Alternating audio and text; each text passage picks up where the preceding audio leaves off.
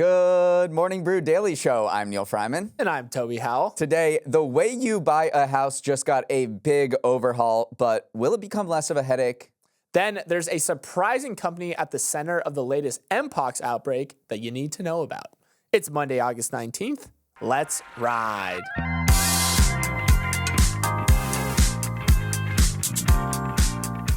This always blows my mind, but here we are on August 19th, and well over half of American kids are back in school. According to a Pew survey from last year, 55% of public school districts are back in session as of today, with many beginning as early as the first week of August. If this seems normal to you, then you probably grew up in the South, where school comes back from summer break in the middle of the summer. But if heading back to school in August seems like the weirdest thing in the world, then you probably grew up in the North like me, where we'd rarely go back to school before Labor Day. Toby, why are we depriving Southern kids of their summer? Well, this got me thinking about my own high school career and when did I go back to school? And I always remember basing it off of my best friend growing up. His birthday was August 1st, and it would always be right before school started. And so he wouldn't get the whole school birthday party. So I think we are mid-August. But I don't know. A lot of people say that it just comes down to network effects in certain regions, that it just becomes easier to adopt what your neighbor doing or a nearby school because you can recruit teachers easier. But I don't know why the North waits so long.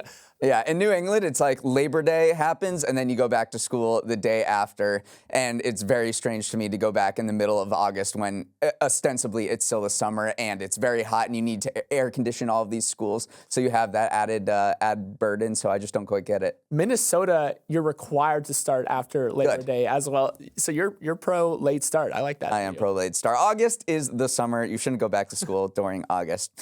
Major changes have arrived to the complicated and expensive process of buying a home in the United States, with the goal of making it slightly less complicated and expensive. On Saturday, a class action settlement with the National Association of Realtors went into effect, and it rips up the playbook on how real estate agents are compensated.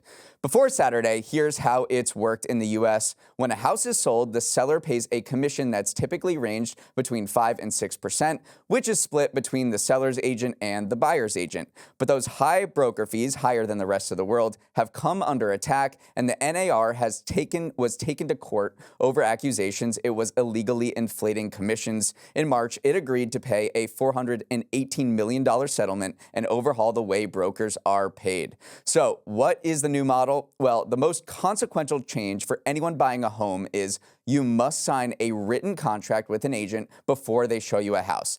And how you pay that broker is up to you and them to negotiate. It could be a commission or a flat fee or an hourly rate. The big difference is it's in your court, not the seller's. Critics of the old system hope this new one will lead to lower commissions, shift power away from agents, and add transparency to what's been a murky process. So obviously, a lot of real estate agents had this day circled on their calendar because it totally upends the industry. The biggest ripple effect from talking to a lot of industry insiders is that the middle of the pack agents are probably going to go goodbye. Maybe they don't know how to properly articulate the value that they're bringing to you as an agent. But a lot of longtime agents kind of took it in stride. They talked to Axios and said, honestly, the field is growing too big. Seasoned pros are still going to make more money because there will be fewer realtors out there who don't know what they're doing. So you're seeing these mixed reactions from realtors, but a lot of the more seasoned ones are saying the cream is going to rise to the top. And there's already been a slowdown in this industry, somewhat of an exodus, because home sales have kind of frozen over with mortgage rates so high already. I mean, last year, 72,000 people left the profession. Nearly half of the 2,000 agents surveyed in the survey of by the Consumer Federation of America said they sold fewer than 2 homes in 2023. So there's just not a lot of work out there. And now the fact that this new model has emerged where it's very a la carte with a buyer. So you have to go pitch your services. You work with them to develop a contract, and then you go out and buy a home. It's much more, the process has sort of shifted to is empowering the buyer, which is what this is intended to do. But it creates a little more legwork on behalf of the realtors. So what do you need to know if you are selling a home right now? You're probably actually going to see some immediate relief because hypothetically this should push those commission rates down. It should cut that 5 to 6% number closer to the 2.5 to 3% number. We're already seeing those rates fall.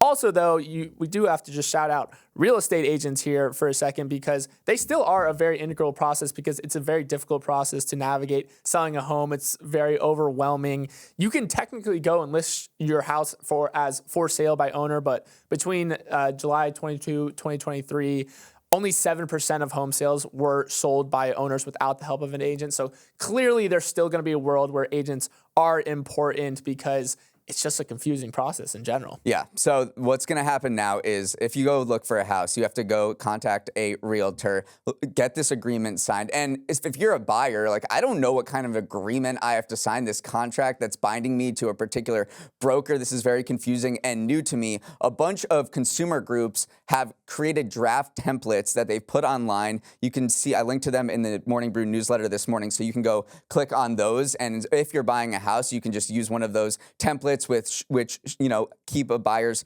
interest in mind. Meanwhile, if you sold a home in the last 5 years, you could be entitled to a slice of this settlement. I also put that link in the newsletter, or you can Google, am I entitled to this settlement? And you should see whether you are, because I don't know, you might not get a ton of money, because it depends on how many people are claiming this class action, but $418 million is going to get split up. The final point here is, what is this going to do for housing affordability? We know housing is super expensive, and the accusations against the NAR say that these high real estate commissions for brokers are inflating housing prices because they're baked into the sale price of the house. So the hope is that lower commissions will lead to lower home prices. Experts say, yeah, that's great in a hypothetical world, but really the most important thing for lower housing prices is that those mortgage rates, which recently have come down, but they're still sitting at 6.5% for a 30-year fixed rate mortgage. So anything that happens within this commission world is kind of paled in comparison by what happens in the mortgage world.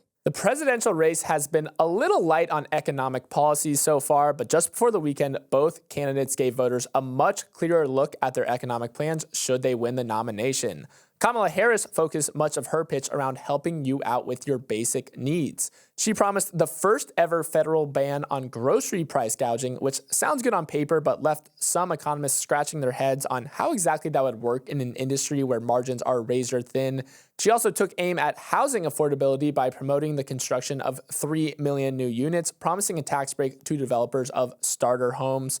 Probably the best word to sum up these proposals is populist, and many actually echo promises laid out by Trump and Vance, who also want to boost housing supply and expand the maximum child tax credit. Trump also took shots at Harris for copying his plan to end federal taxes on tips, which he unveiled first. But Neal, obviously, these are just proposals right now that will need to make it through Congress should either be elected. But first, take us through some of the reactions to Kamalanomics. So let's start with this price gouging. Obviously, the most important thing for voters in this election by far, and it has been for the last 2 years, is inflation. What Harris is saying is she's blaming corporations for what has been called greedflation. When inflation went up in the early days, she's accusing corporations of jacking up their prices and using that to their advantage to improve their margins. Economists say this is not necessarily what happened. There's not a particular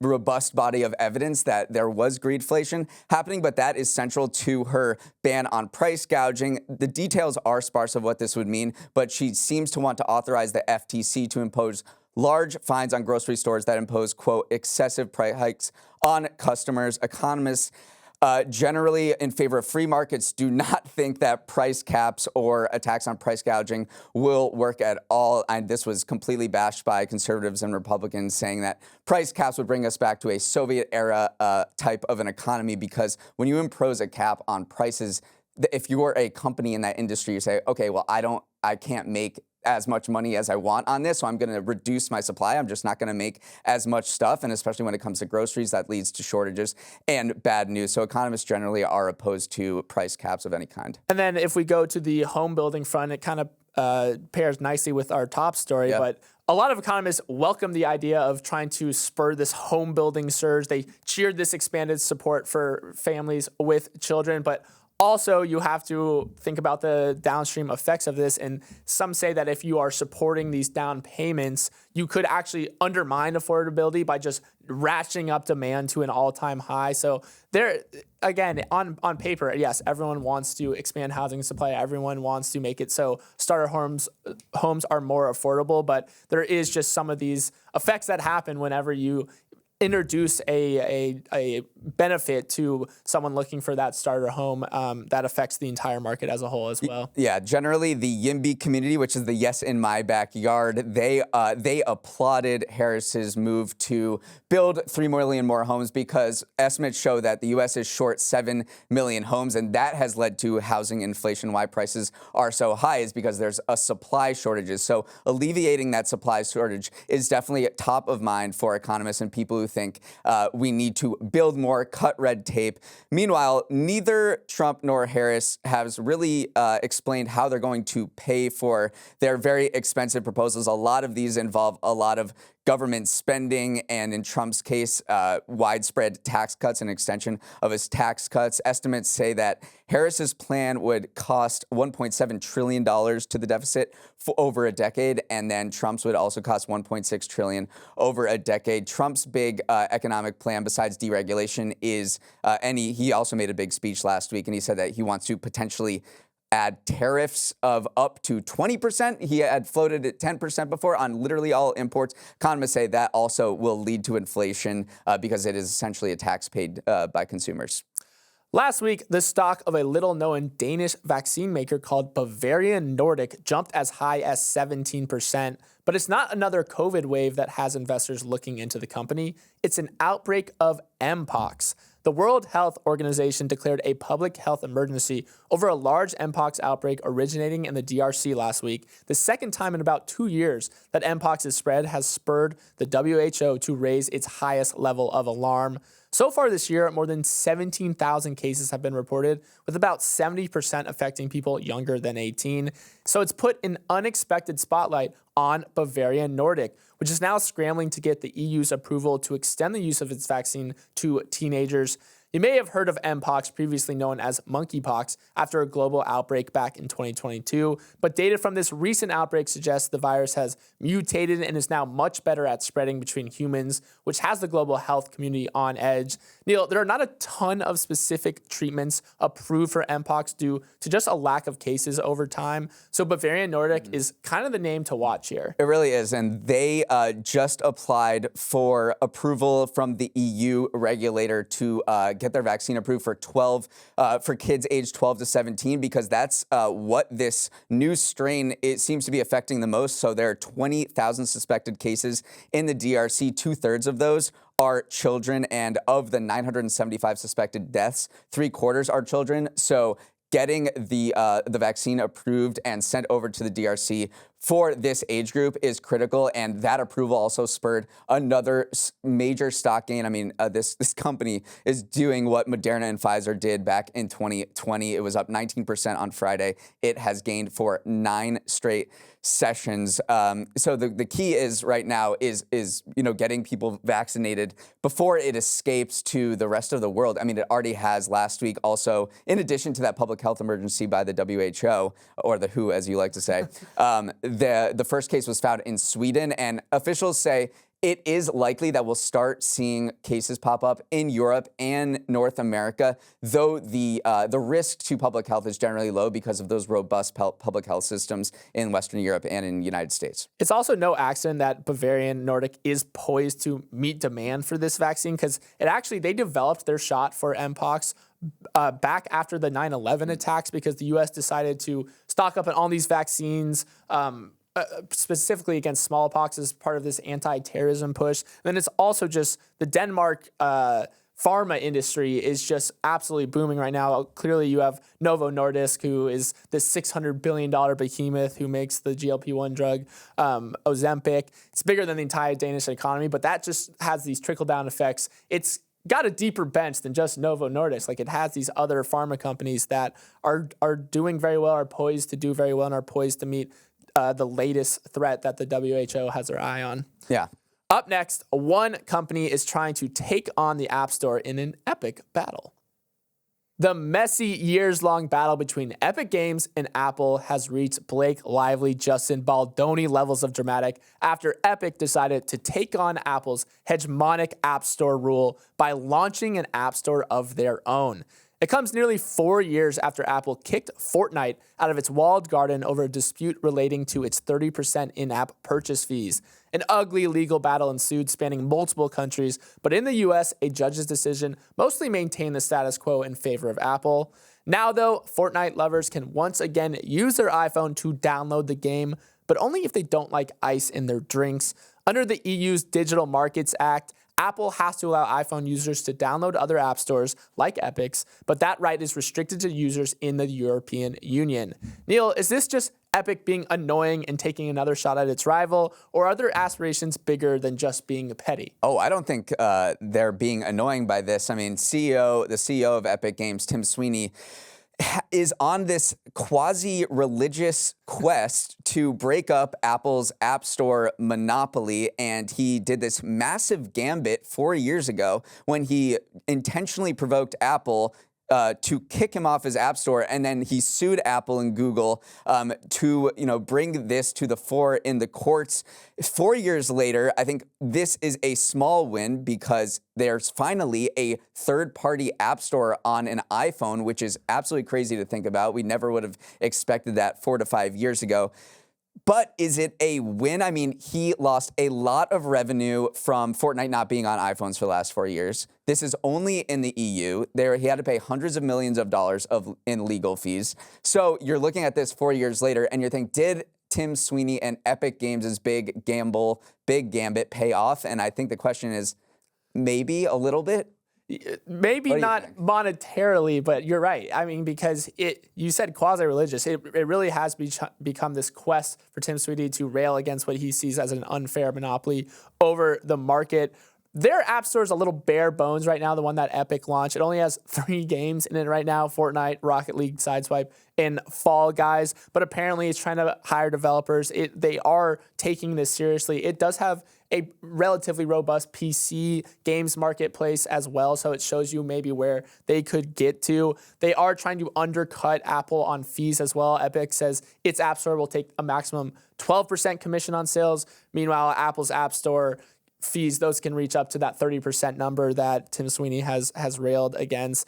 There's also just far too money at stake for Apple to just roll over to. This is why they've been fighting it tooth and nail. I mean, Apple's App Store generated $1.1 trillion in sales in 2022, so it's now one of the company's main drivers of revenue. So clearly, it's not going to take it lightly when other app stores try to horn in on their territory. They've cited safety and privacy concerns, and they've also made it very, very difficult. Even though they now allow it in the European Union, it says it takes a 15-step process to install Epic's new App Store on their devices. They have all these things that they call scare screens that say, don't proceed forward with what you're doing. So it's not going gently into the good night. It doesn't like when someone horns in on its moneymaker, which is the App Store, but Epic has clearly picked this battle and wants to see it through to the end. Welcome to the Winners of the Weekend, the segment where Toby and I pick 2 things that are just simply crushing the game of life right now. I won the pre-show Hot Wheels race, so I get to go first. And my winner is a school in Boston with a pretty good hockey team and an admissions rate of 5.6%. It's probably not the one you're thinking of. It is Northeastern University. Go Huskies. Northeastern, which hasn't been known to be an exclusive school, has lowered its admissions rate from 32% a decade ago to sub 6% last year, on par with some Ivies. And that it's now one of the hottest schools in America is no accident, according to the Wall Street Journal. It's because of Northeastern's co-op programs. These programs allow students to alternate their coursework with up to 18 months of full-time paid work, so that when you graduate, you don't have to fake having 1 to 2 years experience on your resume. This model of college, which is laser focused on prepping schools for their career after school, has become increasingly popular as Americans wonder whether they're getting their bang for their tuition buck. A recent study found that 5 years after graduation, nearly half of workers with bachelor's degrees are in jobs that don't make use of their college credentials. That doesn't seem to be a problem at Northeastern, where applications have doubled in the last 10 years, bringing that admissions rate dramatically down. This is a sweet gig for the students. I mean, come on. The Wall Street Journal talked to one student who got paid over $30 an hour to work at a tech company. Plus, he was receiving academic credit. Plus, he didn't have to pay tuition during those periods that he was working. So, in all, he worked 12 months full time, got paid for it, took classes over 6 semesters, and graduated after 4 years. It just makes a lot of sense on paper because the market, employers are demanding that these employees come in with work-ready skills. They want them to be able to meet the demands of the workplace, but a lot of students are coming out unprepared. They're taking classes and majors that don't actually help them in their eventual job roles. That 50% stat is pretty eye-opening there. So I think this is a win-win, and Northeastern, all the power to you. Yeah, well, Northeastern's not the only one doing this, obviously, and another one that's big into co-op programs and getting their students, actual work experience besides a 10-week internship during the summer. Drexel in Philadelphia is huge into this, and also Georgia Tech. So many of their graduates go on to have work experience go on to work in the particular company that they had their co-op with. So you can imagine that so many college administrators are looking at the model that these three colleges are employing, and they're like, well, we should bring it. The one knock on what's happening at Northwestern is tuition rates have just skyrocketed. Northeastern. Oh, Northeastern. Sorry, I was like, what are you stopping? That's going to make some... I know. I don't want to confuse the two. Northeastern now costs $90,000 before financial aid, up from $20,000 just a few decades ago. So as it's become more exclusive, it's lowered admissions rate, it's become less accessible to maybe people in the middle class who this would benefit the most. My winner of the weekend is NSYNC. Now, it might sound crazy, but it ain't no lie. Bye Bye Bye is back in the top 10 of the Billboard charts thanks to the latest Deadpool movie. Turns out that it helps to be a song prominently featured in a blockbuster that has made over $1 billion at the global box office.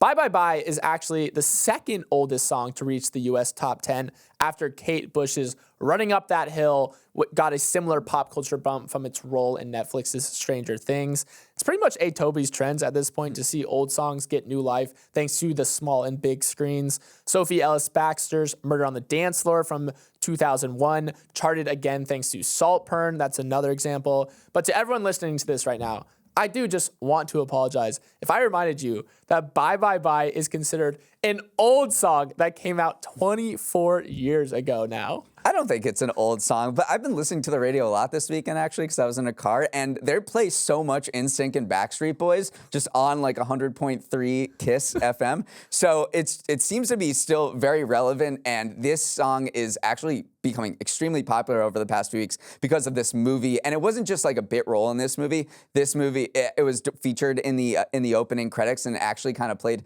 a big role. But NSYNC is just getting so much more streams, and they're making probably millions of dollars because of this. So they were like, this is amazing. Like, Ryan Reynolds approached us and asked if we could use this in his movie, and we were like, yeah, of course, because this industry is so big now. It's called sync, and basically you use old media in new TV and movies, and there's whole companies dedicated to going up to artists and saying, here, like, let me work with you. I want to get your song into the latest Netflix show, because it can be just an absolute huge boon to your streams, your YouTube, anything you want to do. And NSYNC maybe wants to go on tour. So this is another data point that says, oh, maybe we could sell out, MSG or something. It's happened all throughout history. Remember Something in the Way by Nirvana? That when that was featured in the Batman, that jumped up in streams again. I didn't know this about I Will Always Love You either. We're throwing it back here now. It was first written and recorded by Dolly Parton in 1973. I apologize if that was a well-known fact, but then Whitney Houston's version popped off because it was featured in The Bodyguard. Are you shaking your head? Did you know that? I did know that. All right. But I think many people may not exactly know that, which speaks to the, what we're talking about, how important it is to put these songs. The best one recently was Murder on the Dance Floor. Just because I don't think anyone had heard that song, and no one would make fun of us for not hearing that song, but it's like a really good song. And now everyone knows of it because of Saltburn.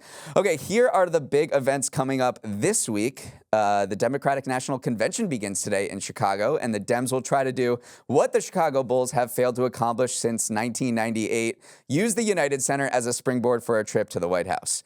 There will be speakers galore. President Biden and Hillary Clinton will will address the crowd tonight. Barack Obama takes the stage on Tuesday, and on Thursday, Kamala Harris will close out the event by officially accepting the Democratic nomination. After an epic week on Wall Street last week, the S&P 500 had its best week of the year. The center of the economic universe turns to Jackson Hole, Wyoming.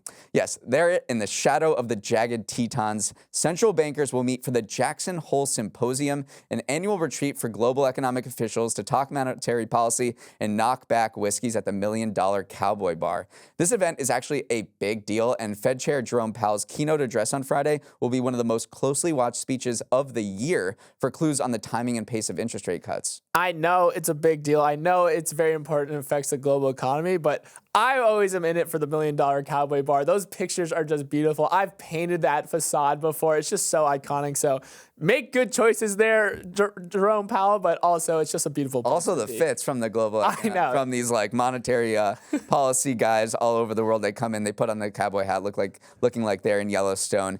College football is back this Saturday with week 0, the soft opening of the season before the full slate of games the following week. Not for me, Neal. I'm locked in on the Premier League. Oh, God. I'm not a CFB guy. All right. What about the Little League World Series? Can I interest you in that? That wraps up in Williamsport, Pennsylvania on Sunday. I say we road trip. Let's go. I would love to Let's go check it out. And then finally, Burning Man, which has had a trouble selling tickets that we talked about last week, starts on Sunday. You going? We're not road tripping to that one. That one's out for me. I did see a Burning Man pop-up in Williamsburg, though, selling outfits to go. So I was taking notes. I was like, okay, maybe a lot, maybe demand is down, but there's still a lot of demand in hipsters areas of Brooklyn for Burning Man. That was the most Brooklyn sentence I've ever heard. I saw a Burning Man outfit pop up. It was very interesting. I was like, what's going on here? Let's wrap it up there. Thanks so much for starting your morning with us. Have a wonderful Monday and start to the week.